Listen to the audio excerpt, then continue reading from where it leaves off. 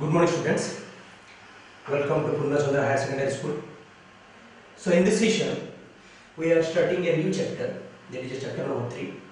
In the previous videos, we have completed about the chapter number 1, that is electric potential and capacitance. Okay. In this, we are starting or we are going to start a new chapter, that is your chapter number 3, that is current electricity.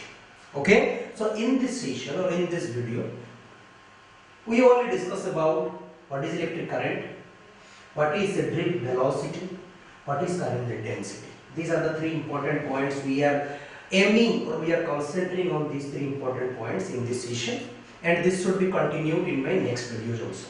Okay. So now let us first discuss about the electric current. So for this, all of you look at the figure. Let us take a conductor. This is a conductor. Any conductor, okay? Let us take it. This is a conductor. Having a length, suppose L. Let us take the length of the conductor becomes L. Okay. Then I will assume that. Okay. Then I will assume that this conductor, in this conductor, there is a flowing of amount of charge is Q. At what time interval? At a time t. Again I will repeat. Suppose I will take a conductor having length L. In this conductor, a charge Q is flowing at an interval of time t. Remember, this charge Q is flowing at an interval of time t uniformly. Remember that one. Uniformly throughout the whole conductor. So now, due to this flow, I will get a very interesting physical quantity, that is your current, electric current. Okay, so electric current is or can be defined as the amount of charge flows per unit time. Remember, through any conductor. Remember that is. Okay, so I is equal to Q divided by T. But the important point is that this current I will get when there is a presence of field.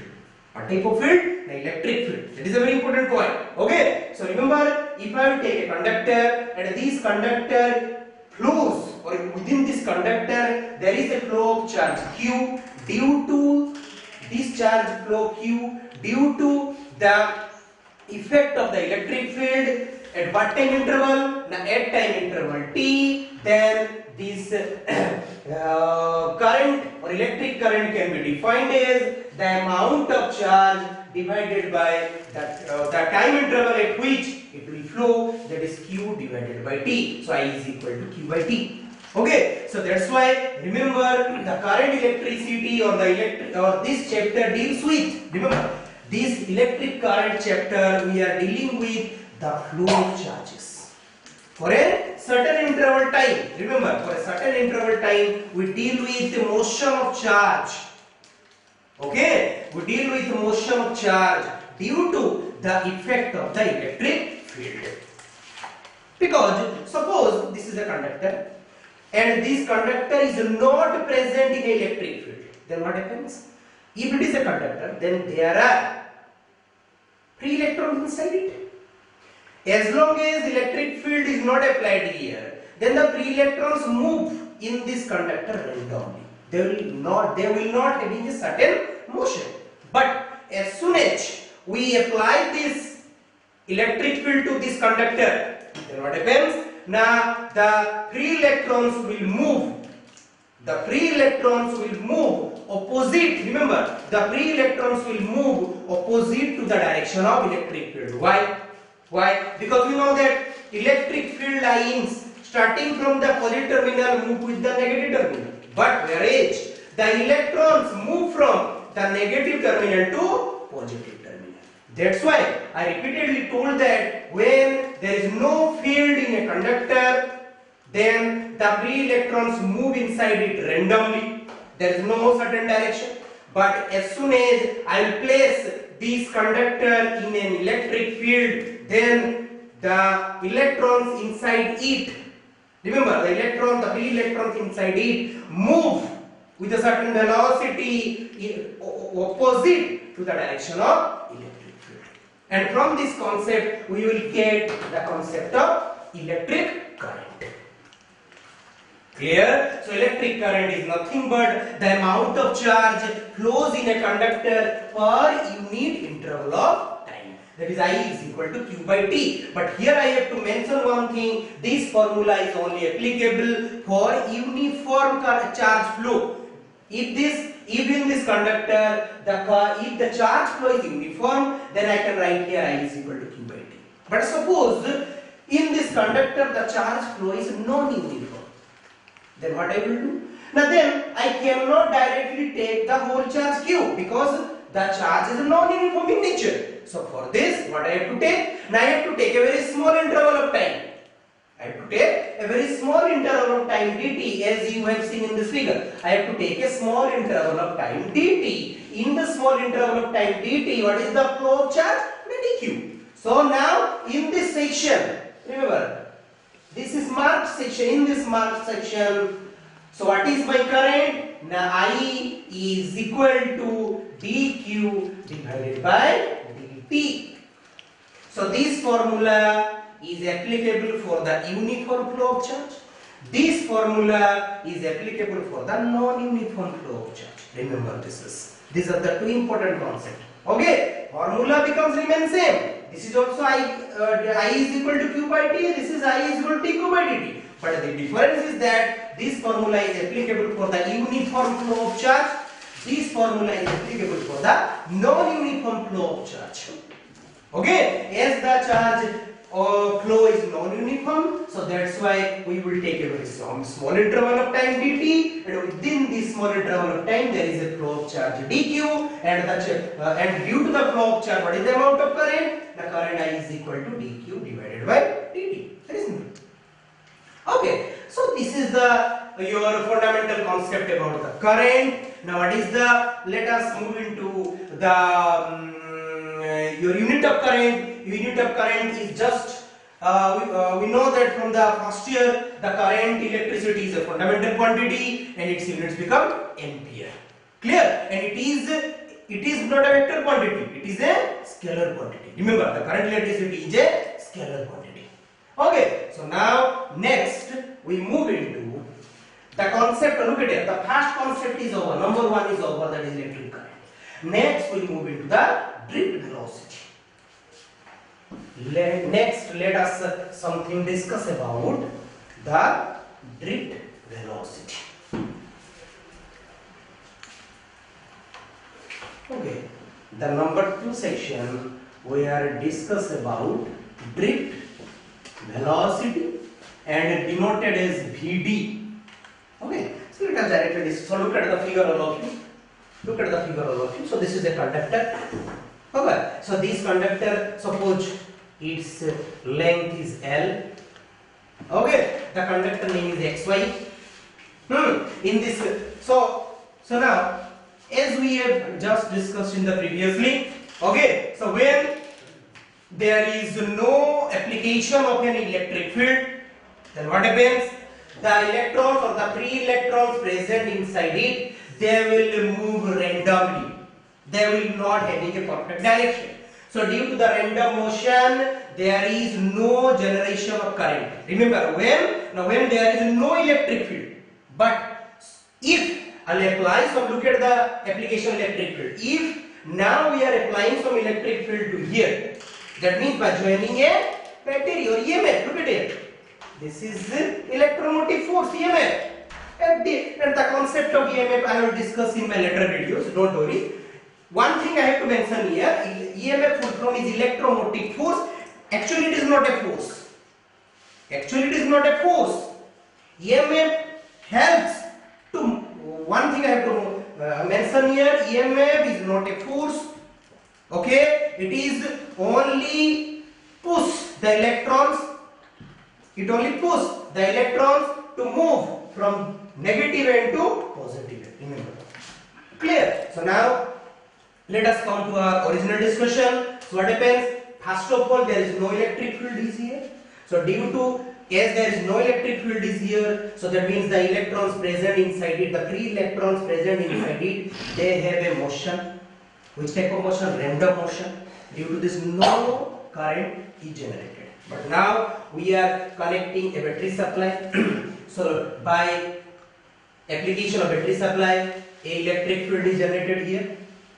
Okay, so due to this electric field, or due to this effect of electric field, the charges, look at this charge, the charges flow from, this is your negative end, this is the positive end. So electrons are the source of here, negative end, not positive end. So electrons are moved from this to this.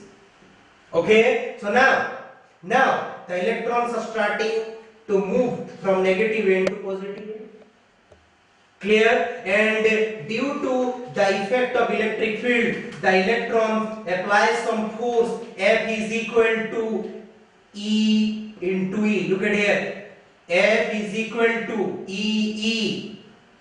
This force is applied on the electrons, which is to the opposite direction of this application of electric field.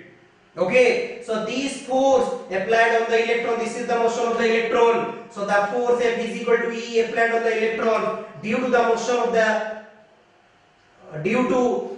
force, the electrons are moved from this negative end to positive end. Okay, and the direction of electric field is from positive end to negative end. So due to this converse movement or opposite movement, okay, what happens? There is a collision in between the motion of the electrons and the positive ions. Clear? Due to this converse or opposite motion, the electrons collide with the positive ions. So due to this collision, drifting takes place.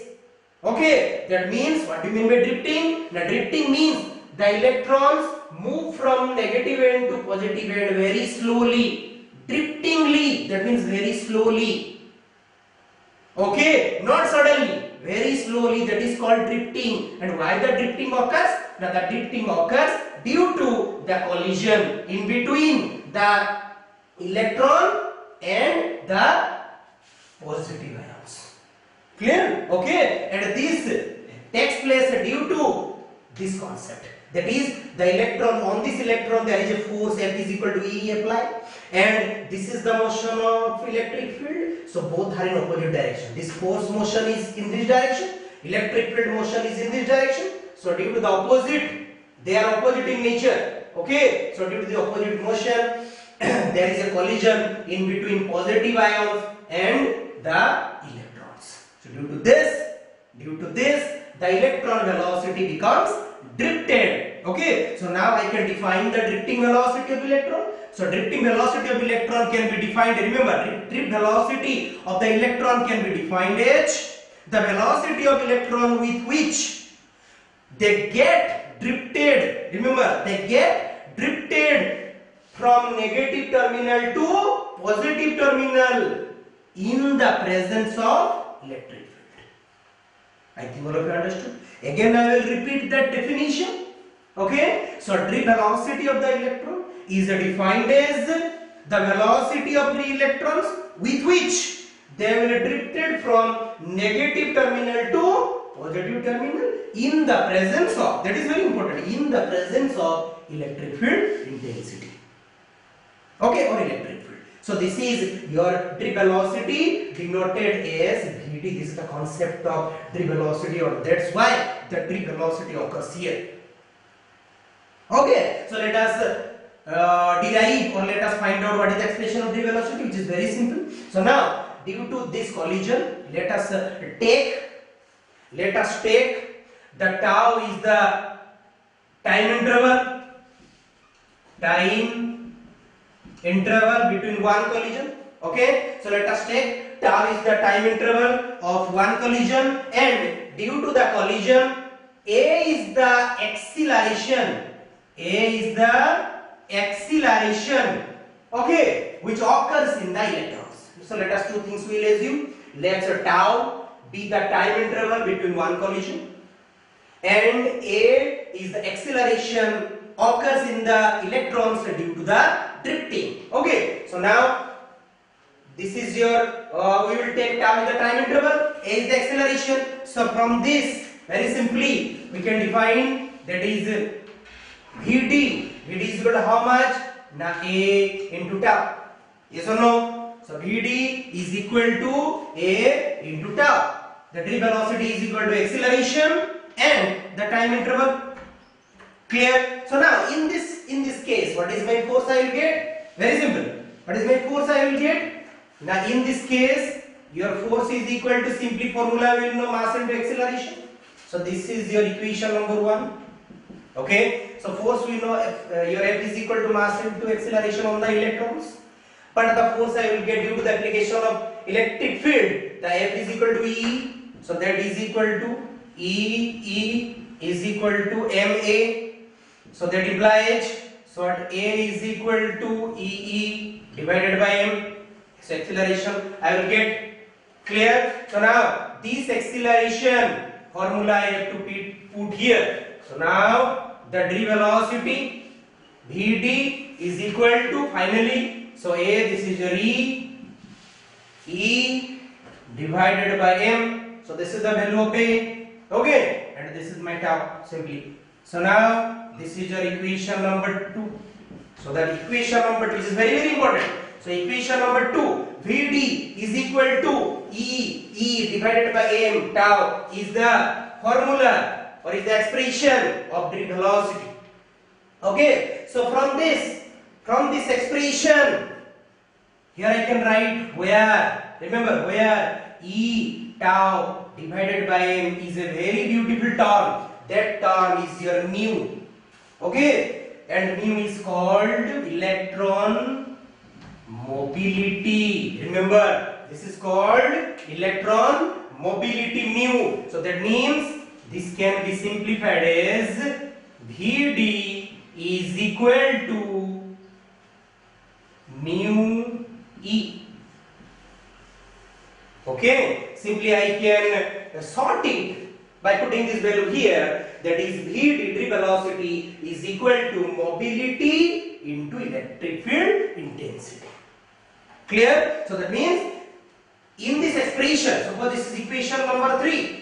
Okay, so from this equation number 3, I can easily define the mobility. Remember, I can easily define the mobility. So how I can define? The mobility is nothing but the drip velocity per, look at here, mobility can be defined as the drip velocity per unit electric field intensity. Very simple. Okay, so that means mu, look at here all of you, that means mu mobility is equal to Vd divided by E.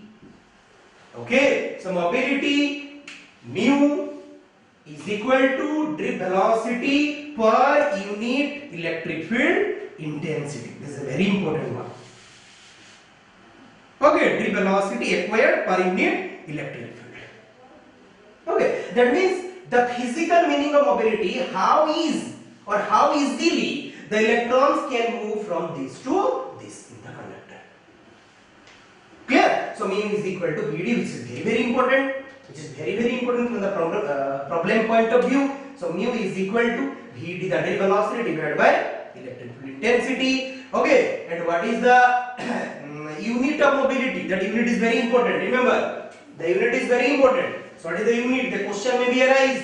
So Vd is the simple velocity. So meter per second. It was what is the unit of electric field? Volt per meter. Remember, I have already discussed the unit of electric field intensity, volt per meter. Okay. So that is, what is the unit? Meter square volt inverse second inverse. This is my unit. And what is my dimension? So this is meter square. That means L square. Okay, and simply the volt we can convert it to simplified or your fundamental terms. So you can easily find out. Okay, so now this is my unit. Remember, this is my unit of mobility. Clear? Meter square volt inverse second inverse, which is very important. Clear? And remember one thing, the drip velocity of the electrons is directly proportional to the electric field intensity. That if electric, look at here, the free velocity is directly proportional to the electric field intensity. Okay, if it is, that means how many times? Nu times.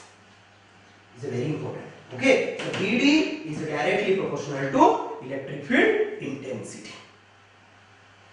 Clear all of you? Its value is normally very small. Its value is very small. That is 0.1 centimeter per second. Generally, in any conductor, the value of free velocity becomes 0.1 centimeter per second inverse. Generally, it's very small value, the free velocity value. But this is my concept. If you have any doubt, you can ask me in WhatsApp. Okay. Now come to our last part. That is our current density of this session. We are moving into the last part of this session. Okay, that is our current density. Current density. This is my third part. Okay, so current density, it is denoted as J.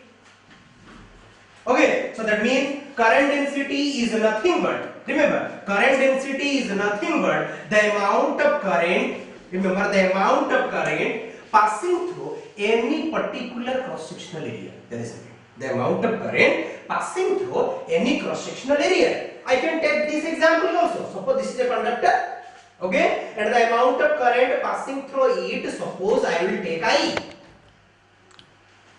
Okay, so that means, and the area of this conductor, suppose I will take A. Then that means the current density J can be your I divided by A. Okay, so current density is a vector quantity. Current is a scalar quantity, but current density is a vector quantity. Remember, so current density is nothing but the amount of current per unit area. In place of current definition we have already know, because current is nothing but the amount of charge per unit time divided by A. So that is equal to Q divided by T. Okay, so that means current density is nothing but Q divided by AT. This is the expression of your current density. The amount of current, if I will take any cross-sectional area, and in this cross-sectional area of conductor, if the amount of current passing through is your I, and the area of this conductor becomes A, then J is equal to I by A. But remember one thing, again, this formula is applicable only for uniform flow of current.